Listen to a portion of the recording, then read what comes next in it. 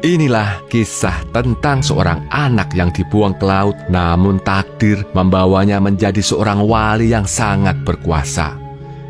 Ia bahkan dijuluki sebagai Paus dari Jawa, gelar yang diberikan oleh bangsa Eropa untuk sosok wali songo paling berpengaruh di tanah Jawa, yakni Sunan Giri.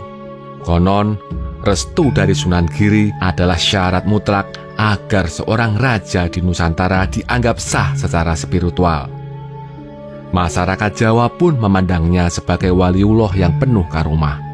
Bayangkan saja, saat wilayah Giri diserang pasukan Majapahit, penanya berubah menjadi keris yang berputar-putar mengejar para tentara. Namun di balik karomahnya yang melegenda tersimpan sosok guru yang penuh kasih. Jejaknya bukan hanya terukir di batu nisan, tapi juga di hati setiap peziarah yang datang ke makamnya. Penasaran seperti apa suasana makam dan peninggalan Sunan Giri di Gresik saat ini? Bagaimana pula dengan jejak istananya yang telah dihancurkan oleh Sultan Agung dari Mataram? Mari kita telusuri jejak Sunan Giri di video ini sampai habis.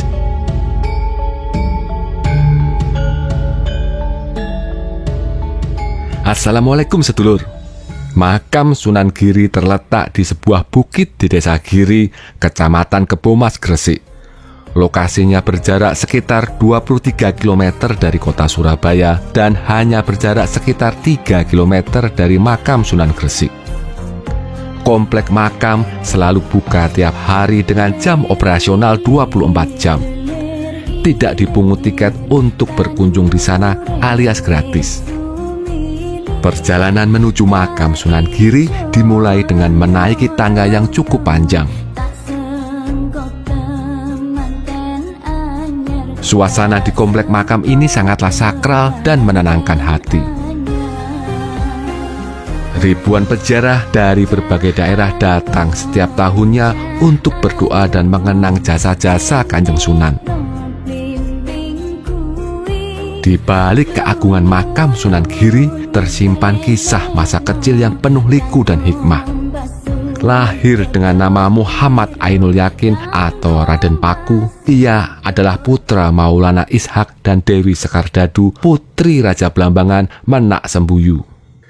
Namun, kelahirannya diwarnai tragedi memilukan.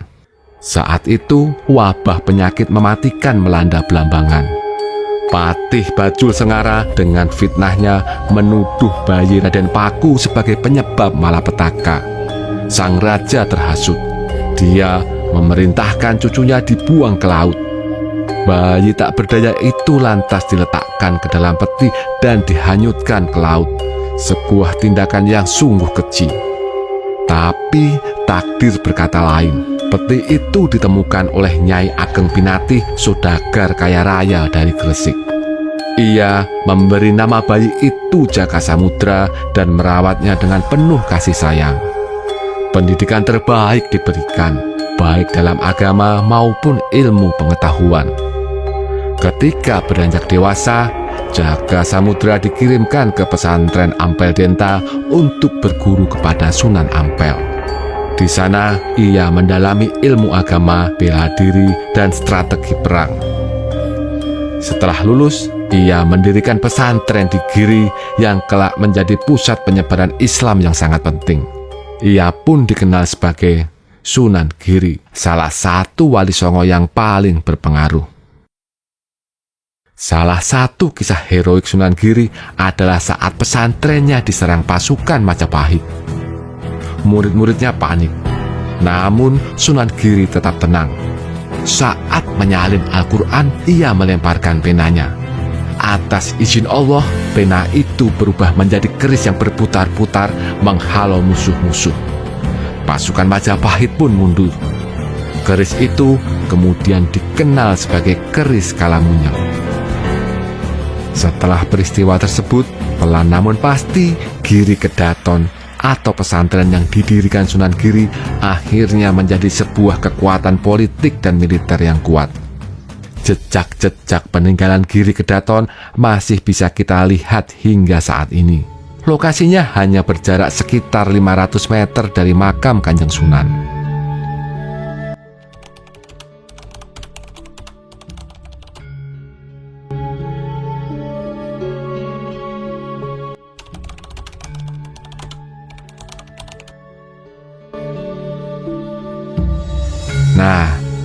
ini dia penampakannya. Batu-batu ini adalah sisa-sisa dari kemegahan Giri Kedaton. Dulu, Giri Kedaton mirip Vatikan Roma di Eropa. Menyandang gelar Prabu Satmata, Sunan Giri menjadi guru suci tanah Jawa. Sejumlah pelaut Eropa bahkan menyebutnya sebagai Paus Van Jawa. Pengaruhnya tidak hanya sebatas di Jawa Timur, bahkan sampai ke Kalimantan, Sulawesi, hingga Ternate. Giri Kedaton banyak membantu kerajaan Demak menggeser Majapahit yang kala itu memang sudah rapuh. Dalam buku berjudul Sejarah Umat Islam karya Hamka, disebutkan bahwa Giri Kedaton adalah tempat pengukuhan sultan di tanah Jawa, mulai dari kerajaan Demak, Pajang, hingga Mataram.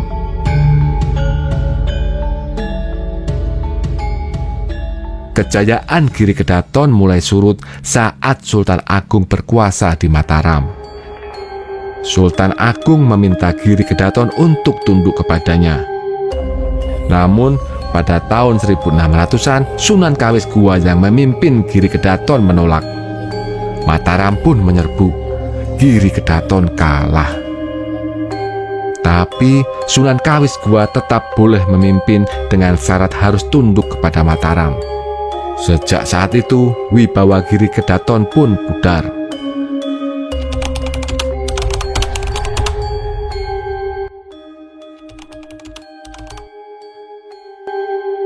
Kini, Giri Kedaton tinggal puing-puing. Bukit yang terletak di Dusun Kedaton ini dibuat berteras. Dulu, Sunan Giri membangun tempat ini 7 lapis. Namun, hingga kini baru ditemukan 5 teras saja.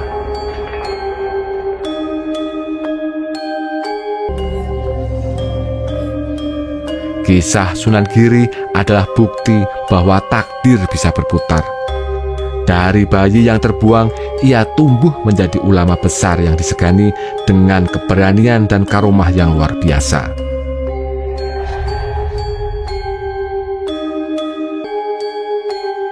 Terima kasih sudah menonton. Wassalamualaikum warahmatullahi wabarakatuh.